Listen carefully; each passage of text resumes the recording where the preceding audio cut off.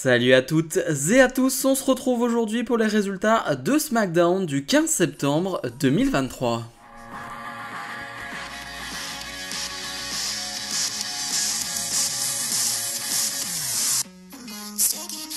Le show bleu qui s'ouvre de manière surprenante avec Pat McAfee. Pat McAfee qui était commentateur du côté de SmackDown il y a quelques temps, alors maintenant il a d'autres occupations avec le football américain, j'y connais absolument rien donc je vais même pas vous dire ce qu'il fait etc, mais je sais qu'il est présentateur d'une certaine émission, voilà c'est tout ce que je peux dire, mais en tout cas il est assez occupé, et un Pat McAfee qui le dit, bah justement, j'avais une émission qui était pas très loin, et je me voyais pas ne pas venir, voilà, profiter de cette occasion pour venir du côté de SmackDown, là où j'ai été commentateur, un excellent commentateur d'ailleurs, Pat McAfee, il nous manque un peu, on va le dire, clairement. Finalement, on a Austin Theory qui va arriver, on sait les deux ont un passé commun, se sont affrontés lors de WrestleMania, et Austin Theory le dit, Pat McAfee n'a rien à faire là, voilà, au SmackDown c'est le Austin Live Show, il a rien à faire ici, et d'ailleurs il va y avoir quelques blagues sur le fait que les deux ont la même tenue, c'est plutôt drôle d'ailleurs, c'est vrai que les deux sont habillés de la même manière, mais c'est vrai que les deux n'ont pas vraiment le même corps, n'ont pas vraiment le même physique, ça c'est une certitude. Et Pat McAfee va dire quelque chose d'intéressant, il va dire, attends, t'as dit que c'était le Austin Theory Live Show, mais attends, non, c'est le show du peuple. Et là, à ce moment-là, clairement, je sais ce qui va se passer, parce que si vous étiez sur les réseaux sociaux quelques heures avant le show, vous saviez qu'il y avait une certaine émission avec Pat McAfee, qu'il y avait un certain invité, et là, la musique de The Rock va retentir, la salle va exploser, la salle vraiment, tout le monde est debout, la pop est gigantesque, vraiment gigantesque. The Rock est bien présent du côté de SmackDown. À la surprise générale, oui ou non, parce que comme je l'ai dit, en fait, il y avait une émission avec Pat McAfee qui avait pour inviter The Rock. Et justement, The Rock a dit des choses hyper intéressantes et on aura le temps d'en reparler demain lors de la vidéo récap des news de la semaine. Ne vous en faites pas, on va bien parler du Rock parce que lui, il a beaucoup parlé. Un The Rock qui est donc présent du côté de SmackDown. La surprise quand même, la surprise. Ça fait quand même des années qu'on n'avait plus vu The Rock du côté d'un SmackDown, d'un Raw. Je veux dire, c'est quand même The Rock. On avait beaucoup de rumeurs sur lui concernant un match avec Roman Reigns. Et ça, justement, on va en parler demain.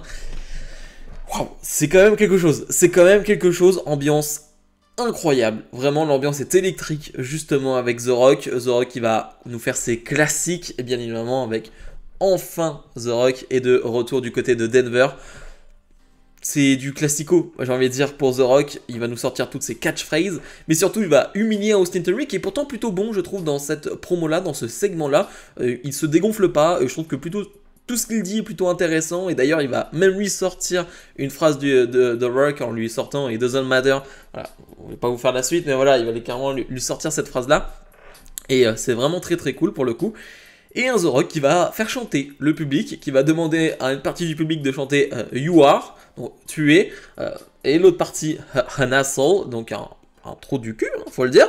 Et voilà, ça va chanter pendant quelques minutes et c'est plutôt marrant. Alors on sait pas trop où on est, j'ai pas l'impression d'être à SmackDown, on est un petit show tranquille pour The Rock, mais c'est vraiment très très drôle. Et The Rock va lui dire, attends, tu t'appelles Austin Theory, eh bien j'ai une théorie pour toi, dans 3 secondes, eh bien tu vas te retrouver au sol, 1, 2, et finalement c'est Theory qui va s'en prendre à The Rock, mais The Rock va prendre le dessus. Classique Spinebuster, classique People's Elbow, ça fait plaisir. Ça fait plaisir forcément.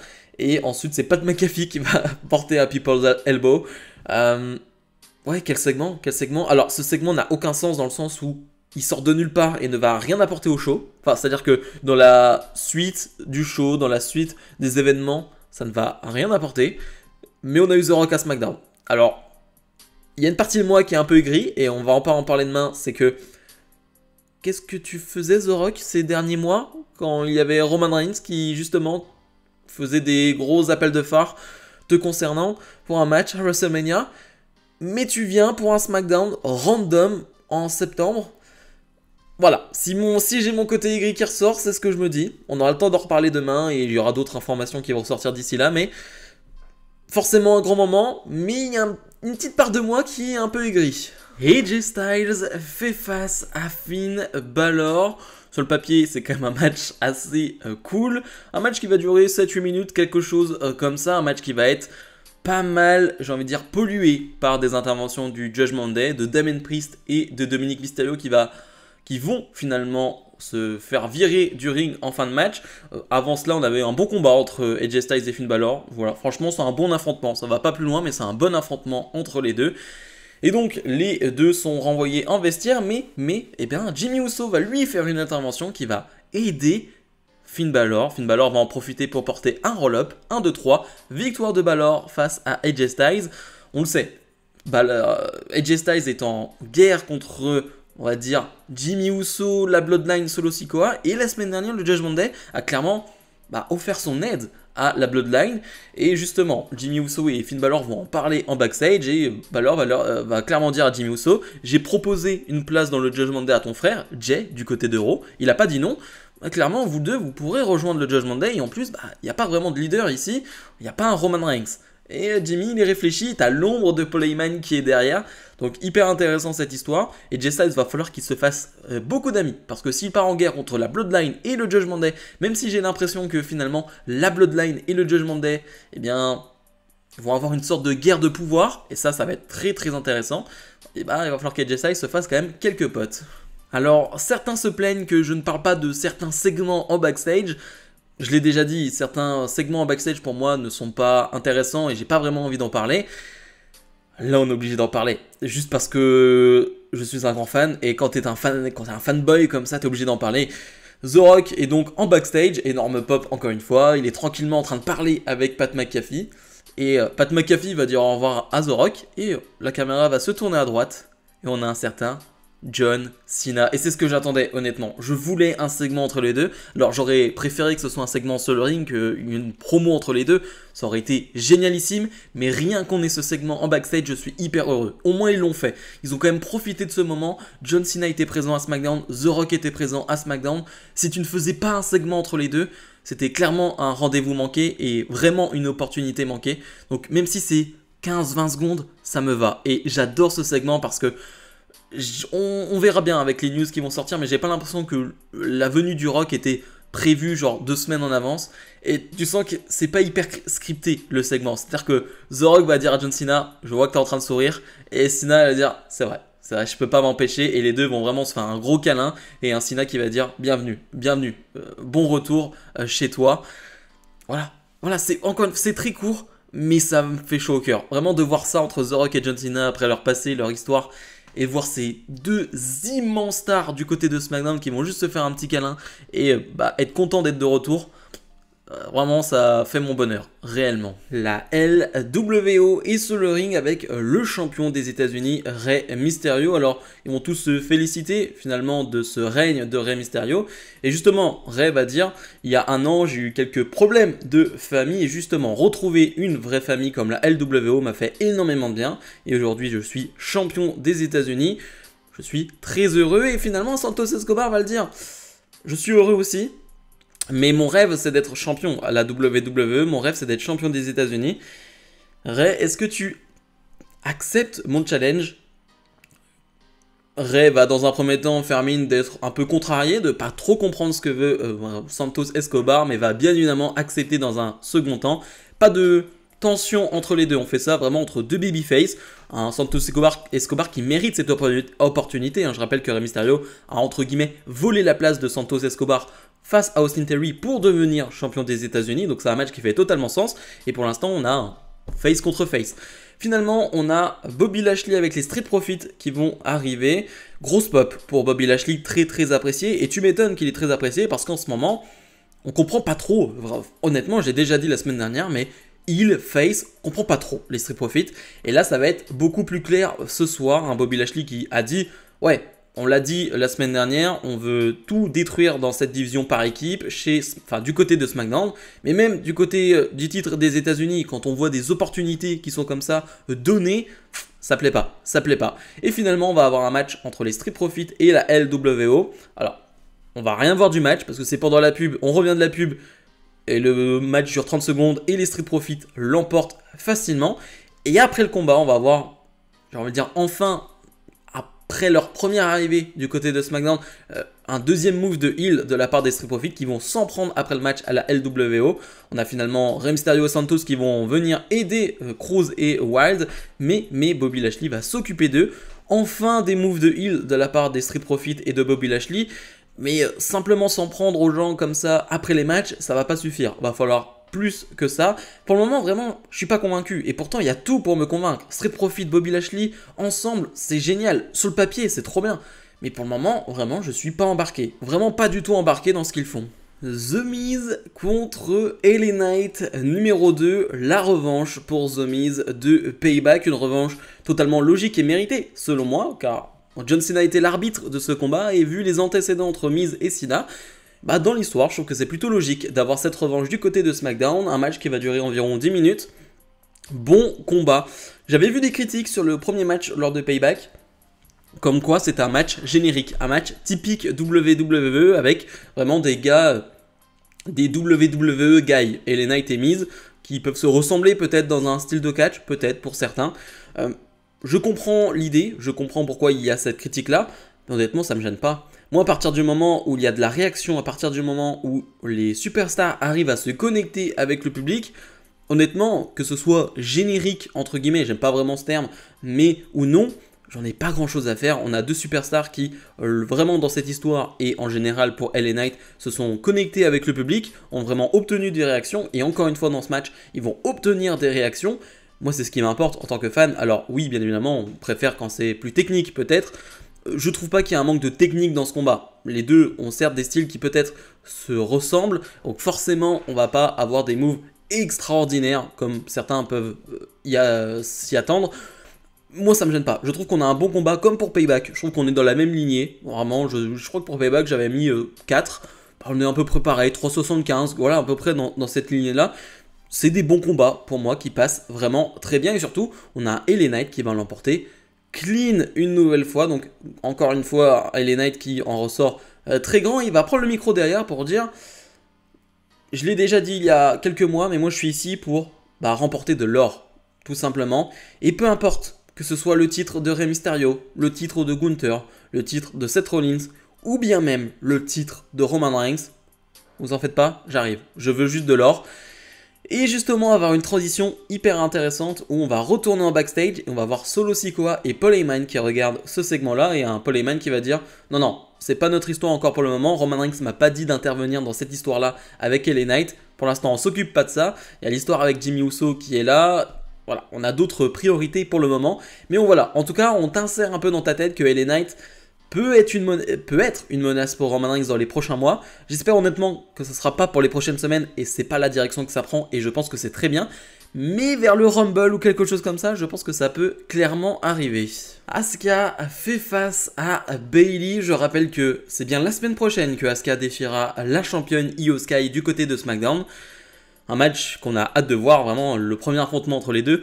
On espère qu'il sera très bon, mais pendant ce temps, Asuka doit s'occuper de Bayley, une Io Sky qui n'est pas présente ce soir car c'est dit par Bayley, c'est dit par Dakota Kai. Io Sky se prépare pour ce combat. On a un combat qui va durer quelques minutes entre les deux.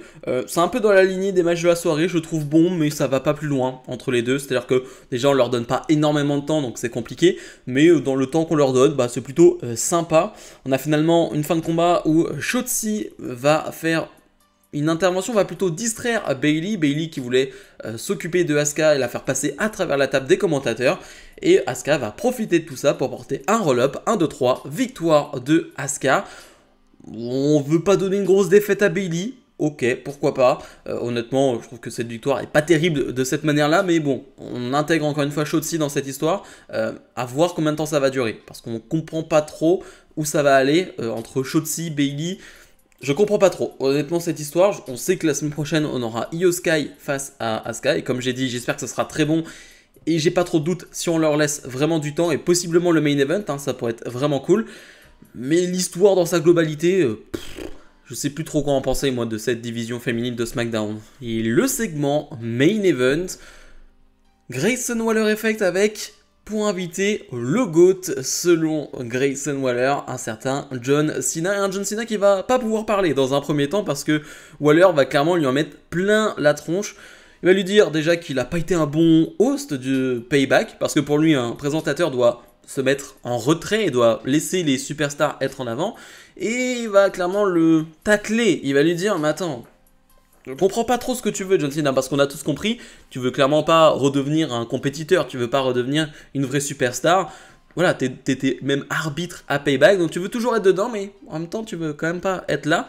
Finalement, John Cena va pas pouvoir parler, il va juste pouvoir enlever son t-shirt et voilà, nous faire admirer sa musculature. Super, John. Mais, mais finalement, on a Jimmy Uso qui va arriver et lui dit un peu la même chose qu'il y a 2 semaines. On veut pas de toi ici, on veut pas de toi ici. Alors certes, le public t'adore, les gens t'adorent, pas de souci. Mais il y a 2 semaines, tu m'as un peu embarrassé, clairement devant tout le monde, et j'ai pas envie que ça recommence. Et donc clairement, je te demande de quitter mon ring. On a finalement Solo Sikoa qui va arriver, un Solo Sikoa qui avait dit plus tôt dans la soirée, ce soir, j'en termine. Ce soir, je m'occupe de cette situation. On savait pas trop réellement ce que ça voulait dire. Eh bien, Solo Sikoa va dans un premier temps faire mine de s'en prendre à Jimmy Uso, mais va porter un super kick à John Cena, et finalement, Jimmy Uso et Solo Sikoa vont faire équipe pour s'en prendre à John Cena, mais AJ Styles va venir en aide à John Cena. Alors certains auraient aimé que ce soit The Rock, mais en termes de storyline, ça fait quand même plus sens que ce soit AJ Styles qui vienne aider John Cena. Les deux babyface vont prendre le dessus, on va avoir le You Can See Me de John Cena. Et au moment où John Cena veut porter son Attitude Adjustment sur Jimmy, eh bien Paul Heyman est au téléphone et on imagine qu'il est au téléphone avec Roman Reigns et clairement on lui dit à l'oreille sauve Jimmy, et c'est ce que va faire Solo Sikoa. Donc hyper intéressant cette histoire. On avait un John Cena qui vagabondait ces dernières semaines du côté de SmackDown sans réelles histoires, sans réel but. Bah là, ouais, il va s'incruster dans cette histoire de la Bloodline avec AJ Styles, eux qui ont vraiment un passé commun, des matchs fantastiques, vraiment j'ai envie de dire les derniers gros matchs de John Cena chez WWE et quasiment deux ou trois des meilleurs matchs de John Cena chez WWE sont face à AJ Styles, vraiment des matchs incroyables. Et donc il y a une vraie histoire entre les deux, donc ça va être intéressant à suivre en termes de promo, ce que les deux vont avoir à nous dire. Mais surtout c'est hyper intéressant parce que de l'autre côté, on est dans le flou du côté de la Bloodline depuis des semaines, ça avance pas trop, c'est un peu bizarre ce qui se passe avec Jimmy. Bah là on a quand même l'impression que Roman Reigns a donné l'ordre, ok, Jimmy peut à nouveau être dans la Bloodline. Est-ce que ça me plaît? Est-ce que ça fait sens par rapport à tout ce qui s'est passé? Non, vraiment pas, mais au moins on a avancé et au moins on connaît la suite de cette situation. Bilan de ce SmackDown, alors c'est très dur d'être rationnel vraiment lors de ce SmackDown parce que si on est totalement honnête, vraiment il y a des choses qui ne vont pas. Vraiment, moi je parle de cette division féminine, je veux dire ça me hype pas. Le match Io Sky Asuka me hype parce que c'est un match que je veux voir, parce que c'est deux superbes superstars, mais la feud, encore une fois, on va pas revenir dedans. Il y a des choses qui me semblent un peu bizarres, Bobby Lashley, etc. Mais honnêtement, on n'est pas fan de catch pour ce genre de moment, pour ce genre de show. Je veux dire, tu ouvres le show avec The Rock, tu termines le show avec John Cena en 2023. Voilà, simplement, il n'y a que ça à dire. Et dans ce show, tu as eu Rey Mysterio aussi. Je veux dire, on a tous pris 10-15 ans dans la tête. C'est incroyable. Alors, je l'avais dit et j'avais fait une vidéo il y a quelques temps que, eh bien, les problèmes du côté de Hollywood avec les films qui n'ont pas de tournage pour le moment et donc les acteurs qui ne font rien, entre guillemets, allaient clairement aider si on voulait voir The Rock et John Cena. Je l'avais dit. Et là, dans le même show, on a The Rock et John Cena. Et clairement, c'est dû à la grève qu'il y a du côté de Hollywood, sinon ça ne serait jamais arrivé. Je vais pas dire merci, parce que c'est grave ce qui se passe, mais on est content. On est content. Et je suis désolé, alors tout n'est pas parfait, mais encore une fois, tu t'ouvres le show avec The Rock, tu finis avec John Cena. Dire à un moment donné, on peut dire ce qu'on veut. Ça me fait penser à dans les films ou dans les séries où on parle de fanservice, où tu sais, le film est peut-être pas très bon, mais il y a un bon fanservice derrière. J'en ai un peu rien à faire moi. Tant que ça me fait plaisir en tant que fan, le fanservice je prends, mais vraiment je le prends. Donc on est sur un bon 9,5, hein, parce qu'honnêtement, les frissons quand The Rock arrive, et pourtant je suis pas le giga fan du Rock, alors j'imagine même pas, et j'imagine vos commentaires pour ceux qui sont giga fans du Rock, la réaction que vous avez dû avoir, parce que moi j'aime bien The Rock, mais je suis pas un giga fan, voilà. mais j'imagine même pas. Donc donnez-moi vos réactions parce que ça doit être vraiment assez exceptionnel. Donc ouais, on est sur un 9, 9,5 sur 10. Voilà, fan service total, mais je suis heureux. Je quitte ce SmackDown, mais je suis heureux et bah, c'est pour ça qu'on aime le catch aussi, tout simplement. Bref, comme d'habitude, n'oubliez pas de mettre le pouce vers le haut, de vous abonner. Et nous, on se retrouve bien dès demain pour le récap de l'actualité WWE de la semaine. On va parler de The Rock d'ailleurs. Salut, salut!